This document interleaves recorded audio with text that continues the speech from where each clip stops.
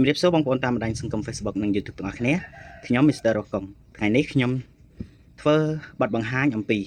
ការធ្វើជំនួញជាមួយនឹងក្រុមហ៊ុន Atomy តើការធ្វើជំនួញជាមួយនឹងក្រុមហ៊ុន Atomy យើងត្រូវត្រៀមឯកសារអ្វីខ្លះដើម្បីធ្វើជំនួញជាមួយនឹងក្រុមហ៊ុន Atomy បានយើងមានត្រឹមតែទី1អត្តសញ្ញាណប័ណ្ណទី2លេខទូរស័ព្ទដែលយើងប្រើប្រាស់ទី3គឺកុងធនាគារដាក់កុងធនាគារតែប៉ុណ្្នឹងឯងតែ3មុខទេសម្រាប់ការចុះឈ្មោះចូលជាសមាជិករបស់ក្រុមហ៊ុន Atomy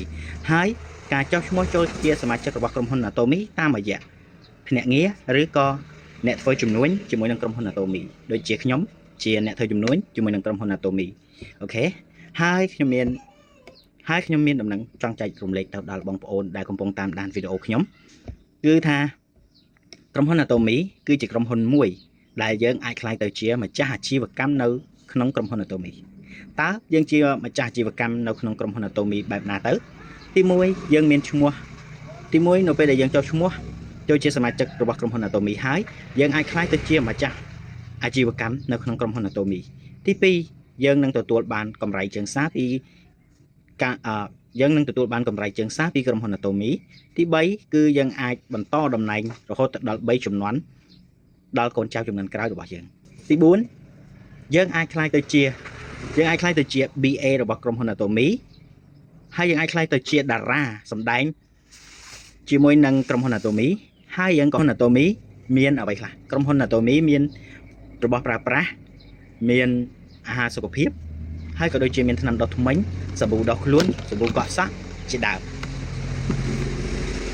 ឈ្មោះចូលក្នុងក្រុមហ៊ុន Atomy មិនចំណាយថវិកាសូម្បីតែ$1គឺគ្រប់យ៉ាងគឺក្រុមហ៊ុនជាអ្នករៀបចំហើយការចុះឈ្មោះដោយ free មិនកំណត់ឲ្យយើងត្រូវទិញផលិតផលប៉ុណ្ណេះនោះទេហើយក៏មិនឲ្យបុគ្គលិកក៏ដូចជាភ្នាក់ងារដែលចុះឈ្មោះឲ្យនឹងទាមទារនៅប្រាក់ពីការចុះឈ្មោះនោះដែរអូខេសូមអរគុណសូមជម្រាបលាបាយបាយឈប់បងប្អូនកុំតាន់អានអស់រំលងតណាតោះទៅមើលការចុះឈ្មោះចូលជាសមាជិករបស់ក្រុមហ៊ុន Atomy ជាមួយនឹងខ្ញុំទាំងអស់គ្នាតោះកុំឲ្យខាតពេលយូរទៅទាំងអស់គ្នា Let's go តោះទៅមើលការចុះឈ្មោះជាមួយនឹងក្រុមហ៊ុន Atomy ដំបូងគឺយើងចូលទៅកាន់ Google ហើយវាយពាក្យថា Atomy Cambodia មក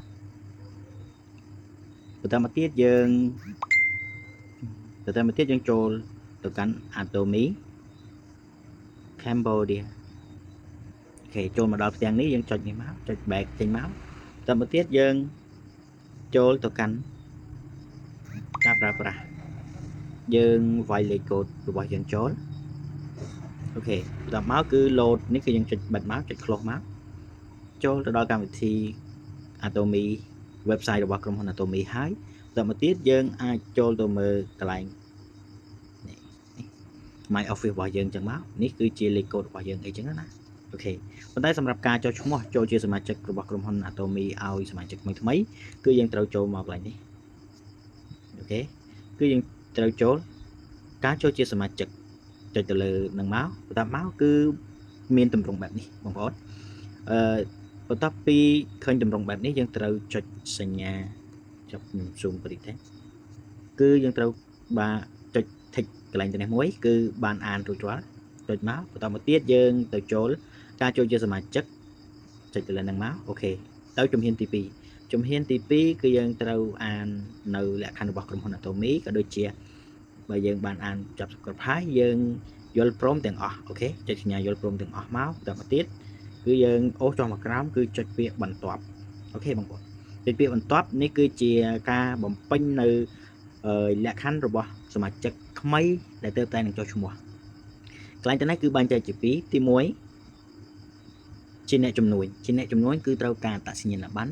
ណហើយនឹងលេខទូរស័ព្ទចំណែកឯអ្នកប្រើប្រាស់គឺត្រូវការតែឈ្មោះហើយនឹងលេខទូរស័ព្ទតែប៉ុណ្ណោះអូខេបងប្អូនយល់បានអូខេបន្ទាប់មកយើងនឹងបំពេញបែបបទទៅតាមលក្ខខណ្ឌរបស់ក្រុមហ៊ុនគឺចុចចូលកន្លែងនេះមកគឺលេខកូដអ្នកណែនាំលេខសម្គាល់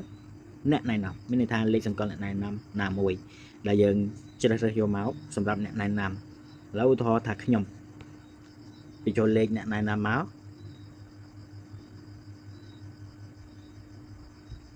អូខេបន្ទាប់មកយើងចុចបញ្ជាក់បាទមកដល់ចំណុចនេះគឺយើងសុំវាយលេខកូដសាថ្មីដែលជាលេខកូដអ្នកណែនាំនៅពេលដែលយើងវាយលេខកូដអ្នកណែនាំបានហើយគឺយើងចុចបញ្ជាក់មកនៅពេលដែលយើងចុចបញ្ជាក់មកគឺមានទម្រង់បែបនេះបងប្អូនគឺឆ្វេងស្ដាំអូខេបន្ទាប់មកយើងចុចទៅលើផ្នែកខាងស្ដាំមកសម្រាប់ចុះឈ្មោះឲ្យសមាជិកផ្នែកខាងស្ដាំបន្តមកទៀតយើងចុចលើកឡោនផ្នែកខាងស្ដាំរួចហើយយើងក៏ចុចពាក្យថាសូមបញ្ជាក់ម្ដងទៀតគឺសម្រាប់ឲ្យក្រុមហ៊ុនទទួលស្គាល់ថាយើងបានចុះឈ្មោះសមាជិកថ្មីនៅផ្នែកខាងស្ដាំអូខេរួចហើយគឺចូលមកដល់ក្នុងទម្រង់បែបនេះបែបនេះគឺយើងត្រូវវាយឈ្មោះរបស់សមាជិកថ្មីដែលយើងបានត្រៀមទុកនៅក្នុងសៀវភៅក៏ដូចជាឈ្មោះលេខទូរស័ព្ទអត្តសញ្ញាណប័ណ្ណលេខអត្តសញ្ញាណប័ណ្ណនិងរូបអត្តសញ្ញាណប័ណ្ណសម្រាប់អាប់ឡូតចូលដើម្បីឲ្យក្រុមហ៊ុនទទួលក្នុងការ verify ដើម្បីទទួលជាសមាជិកថ្មីរបស់ក្រុមហ៊ុន Atomy អូខេបន្តមកទៀតយើងក៏វាយទៅតាមលេខអត្តសញ្ញាណឈ្មោះក៏ដូចជាឈ្មោះហើយនឹងលេខទូរស័ព្ទបញ្ចូលទៅតាមមួយមកអូខេបន្តមកទៀតគឺយើងត្រូវវាយឈ្មោះដែលជាអក្សរឡាតាំងនាមត្រកូលហើយនឹងនាមខ្លួនឈ្មោះមកបន្តមកទៀតនៅពេលដែលយើងវាយរួចហើយយើងត្រូវផ្ទៀងផ្ទាត់ជាមួយនឹងឈ្មោះក្នុងអត្តសញ្ញាណប័ណ្ណឲ្យបានត្រឹមត្រូវកុំឲ្យជាវាងការខុសនៅថ្ងៃក្រោយអូខេបន្តមកទៀតនេះគឺយើងត្រូវវាយឈ្មោះជាភាសាខ្មែរបាទបងប្អូនយើងវាយឈ្មោះជាភាសាខ្មែរមកនាមត្រកូលហើយនឹងនាមខ្លួនអូខេបងប្អូនអធិស្ឋានបងប្អូនត្រង់ចំណុចនេះខ្ញុំសូមបិទព័ត៌មានមួយចំនួនរបស់សមាជិកដែលទៅតែនឹងចុះឈ្មោះថ្មីសូមអធិស្ឋានអរគុណសម្រាប់ការយោគយល់នៅពេលដែលយើងបានផ្ទៀងផ្ទាត់ជាមួយនឹងអត្តសញ្ញាណប័ណ្ណហើយនោះយើងនឹងចុះបន្តមកទៀតអូខេបងប្អូនចុចមកយើងដាក់ឈ្មោះភេទអូខេឈ្មោះរួចហើយយើងដាក់ភេទមកអូខេហើយនឹងកន្លែងថ្ងៃខែឆ្នាំកំណើតកន្លងនេះគឺថ្ងៃខែឆ្នាំកំណើតលេខទូរស័ព្ទលេខ password អីដែលបងប្អូនបានដឹងមកអូខេបន្តមកទៀតគឺចូលដល់ដំណាក់កាលនៃការរងចាំនេះដល់ចំណុចនេះគឺយើងដំណើរការបានជោគជ័យហើយរងចាំតែក្រុមហ៊ុន approve ទេគឺរងចាំតែក្រុមហ៊ុន Atomy ទទួលស្គាល់ថាឈ្មោះបុគ្គល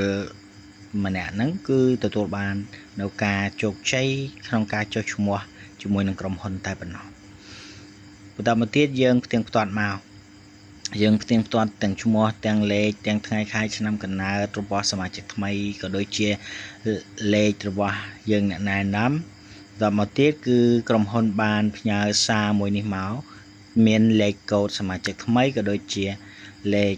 password អីជាដើមបន្តមកទៀតយើងក៏ screenshot ទុកមួយសម្រាប់ផ្ញើទៅឲ្យអតិថិជនថ្មីសម្រាប់ការវាយបញ្ចូលសូមអរគុណមានតែប៉ុណ្្នឹងទេសម្រាប់ការធ្វើវីដេអូមួយនេះ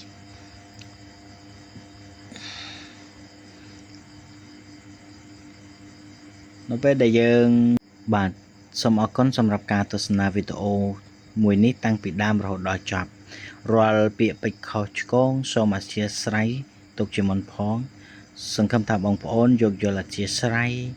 រាល់ពាក្យពេចន៍ដែលនិយាយទៅមិនច្បាស់ត្រង់ចំណុចណាក៏ដូចជាការបង្ហាញវីដេអូមួយនេះទៅមានការខ្វះខាតត្រង់ចំណុចណាសូមអធិស្ឋានបាទបើសិនជាបងប្អូនមានសំណួរក៏ដូចជាមានចម្ងល់អាច comment នៅក្នុងក្រោមវីដេអូនេះមកខ្ញុំនឹងព្យាយាមរកចំណុចល្អសម្រាប់ការកែនៅកំហុសខុសឆ្គងក៏ដូចជា